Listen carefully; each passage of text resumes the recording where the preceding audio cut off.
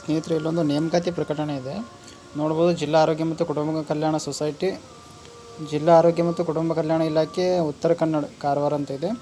ಅಂದರೆ ಉತ್ತರ ಕನ್ನಡದಲ್ಲಿ ಇವು ಕೆಲವೊಂದಿಷ್ಟು ಪೋಸ್ಟ್ಗಳನ್ನು NHM ಅಡಿಯಲ್ಲಿ ನೇಮಕಾತಿ ಮಾಡ್ಕೋತಾ ಇದ್ದಾರೆ ಗುತ್ತಿಗೆ ಆಧಾರದ ಮೇಲೆ. ಯಾವ್ಯಾವ ಪೋಸ್ಟ್ ಇದಾವೆ ಅಂತ ಹೇಳಿದ್ರೆ MBBS ಇದೆ ಸ್ನೇಹಿತರೆ. MBBS ಸರಿಯಾಗಿ ಕಾಣಿಸ್ತಿಲ್ಲ ಸ್ನೇಹಿತರೆ, ಒಂದು 6 ಪೋಸ್ಟ್ ಇದ್ದಾವೆ. ನೆಕ್ಸ್ಟ್ ನೋಡ್ಬೋದು ಶುಶ್ರೂಷಾಧಿಕಾರಿ ನೋಡ್ಬೋದು, ಅವು ಕೂಡ 6 ಪೋಸ್ಟ್ ಇದ್ದಾವೆ ಸ್ನೇಹಿತರೆ. ಮತ್ತು ಪ್ರಯೋಗಶಾಲಾ ತಂತ್ರಜ್ಞರು, ಇಲ್ಲಿನ ಕೂಡ 6 ಪೋಸ್ಟ್ ಇದ್ದಾವೆ. ಈ ವಯೋಮಿತಿ ನೋಡ್ಬೋದು 40-45 ವರ್ಷ ಇದಕ್ಕೆ ಇದ್ದಾವೆ.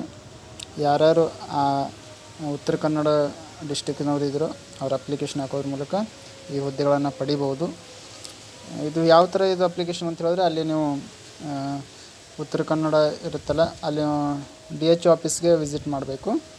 ವಿಸಿಟ್ ಮಾಡಿ ಅಲ್ಲಿ ನೀವು ಅಪ್ಲಿಕೇಶನ್ ಕೊಟ್ಟರೆ ಅವರು ನಿಮ್ಮ ಅಪ್ಲಿಕೇಶನ್ನ ತೊಗೊಂಡು ಆಮೇಲೆ ಶಾರ್ಟ್ ಲಿಸ್ಟ್ ಮಾಡಿ ನಿಮಗೆ ರಿಸಲ್ಟನ್ನು ಅನೌನ್ಸ್ಮೆಂಟ್ ಮಾಡ್ತಾರೆ.